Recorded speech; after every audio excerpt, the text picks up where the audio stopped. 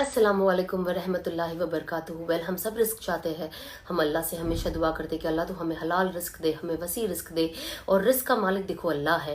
कभी हम कोई काम तिजारत शुरू करते हैं, कभी नुकसान होता है, कभी फ़ायदा होता है। तो हमें इतना तो पता है कि नुकसान भी अल्लाह की तरफ से है और फ़ायदा भी अल्लाह की तरफ से है। और इसके पीछे क्या राज है, क्या हिकमत है, ये सिर्फ अल्लाह ही बेहतर जानता है। तो मैंने भी ये पिछले दो साल से मैंने ये अमल करना शुरू किया। बड़े बुजुर्गों का अमल है, कहते हैं महीना रजब, महीना शाबान और महीना रमज़ान, ये तीनों महीना, हर महीना हमें कोशिश करके 7,000 बार या नाफियों पढ़ना चाहिए। इससे अल्लाह हमारे रिस्क के दरवाजे खोल देता है, खैर आफियत वाले रिस्क देता है और वसी रिस्क देता है। तो रिस्क के लिए आसानी पैदा करता है। तो हम कोशिश करें।